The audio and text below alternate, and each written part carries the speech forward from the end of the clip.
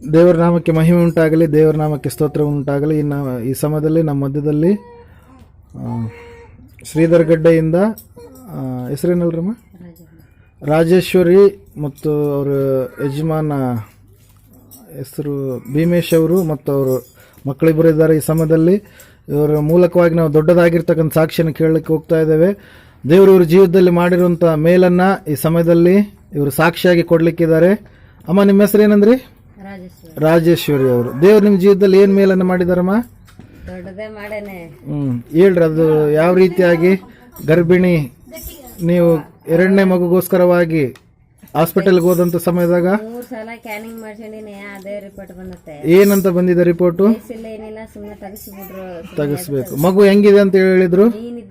ಮೀನ ಇದ್ದಂಗಿದೆ. ನೀನ್ ಎಷ್ಟು ಮಾಡಿ ಇದು ತೋರಿಸಿದ್ರು ರೂಪನೇ ಇಲ್ಲ, ತೆಗಿಸ್ಬಿಡ್ಬೇಕಂದ್ರೆ ಅಂದ್ಮೇಲೆ ತಿರುಗಿ ನಾವು ಇರಪ್ಪ ಏನಂದ್ರೆ ತೆಗಿಸ್ಬಿಡ್ತು ಅಂತಂದು ಇರೋನವ್ರು ಫೋನ್ ಮಾಡಿದ್ರೆ ಬೇಡ, ಈ ಕಡೆ ಬಾದ್ರಲಿಗೆ ಹೋದ್ರೆ ಬರ್ತಂದ್ರೆ ಅಂದ್ಮೇಲೆ ತಿರುಗಿ ಬಾದ್ರಲಿಗೆ ಹೋದ್ರೆ ದೊಡ್ಡ ಏನೇನಂದ್ರೆ ಆರಾಮತ್ತಮ್ಮ, ನೀನ್ ಯಾವ ದೇವ್ರಿಗೆ ಹೋಗ್ಬೇಡ, ಇಲ್ಲಿಗೆ ಹೋಗ್ಬೇಡ, ತೆಗಿಸಬೇಡ ಅಂತಂದ್ರೆ ನಮ್ಮೂರ್ ದೇವ್ರಿಗೆ ಮಾರಮ್ಮ ಹಬ್ಬಕ್ಕೆ ಹೋತಿದ್ನೆ ನಾನು.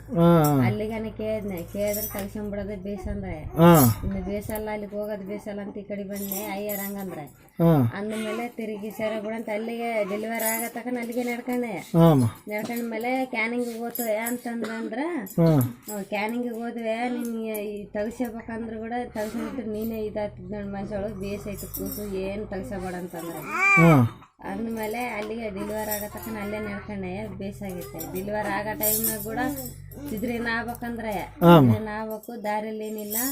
3 ಸಲ ಕ್ಯಾನಿಂಗ್ ಮಾಡಿಸಿ 4 ಸಲ ಮಾಡಿಸಿ ಎಲ್ಲ ರಿಪೋರ್ಟ್ ಎಲ್ಲ ಬಂದತ್ತೆ. ಸಿದ್ರಿನ ಆಗ್ಬೇಕಂತಾರೆ. ತಿರುಗಿ ಯಾರ ಹಂಗೆ ಮ್ಯಾಗ ಫೋನ್ ಮಾಡಿಸಿ ಫೈರ್ ಮಾಡ್ಸೇನೆ. ಫೈರ್ ಮಾಡ್ಸೇನ ಮ್ಯಾಗ 4 ಗಂಟೆ ತಕ್ಕ ಟೈಮ್ ಐತೆ, ನೀನು 4 ಗಂಟೆ ಮೇಲೆ ತಪ್ಪಿತ್ತಂದ್ರೆ ನಾನು ಓದ್ನು ಇದು ಬರ್ಕೊಡ್ನು, ಮುಂದಕ್ಕೆ ಹೋಗಂತ ಸಿದ್ರಿನ್ ಮಾಡ್ತಾರಂದ್ರೆ ಅವಾಗ 3:15 ಬಿಟ್ಟಾಳೆ ಅಯ್ಯಮ್ಮ. Hallelujah, praise Lord. ರಾಜೇಶ್ವರಿ ಅವ್ರ ಮಗಳು ವೈದ್ಯರು ಹೇಳಿದ್ರು ಮೀನಿನ ತರ ಇದೆ, ಆಕಾರ ಇಲ್ಲ, ರೂಪ ಇಲ್ಲ, ಮಗುವನ್ನ ತೆಗೆಸ್ರಿ ಅಂತೇಳಿ ಅವರು ಬೇರೆ ಕಡೆ ಕೂಡ ಹೋಗಿ ಹೇಳಿದ್ದಾರೆ. ಅಲ್ಲಿ ಕೂಡ ಅದೇ ರೀತಿಯಾಗಿ ಹೇಳಿದ್ದಾರೆ. ಅದ್ಭುತವಾಗಿ ಅವರು ಬಾದರ್ಲಿ ಪ್ರಾರ್ಥನೆ ಮಂದಿರಕ್ಕೆ ನಡೆದುಕೊಂಡಿದ್ದಾರೆ, ಮೃತ್ಯುಂಜಯ ಮಠಕ್ಕೆ. ದೇವರು ಅದ್ಭುತವಾಗಿ ಈ ಸಮಯದಲ್ಲಿ ಆ ಮಗು ನಮ್ಮ ಮಧ್ಯದಲ್ಲಿದೆ. ನಿವೇದಿತಾ, ಆರಾಮಿದೀ? ಹಲ್ಲೆಲೂಯಾ.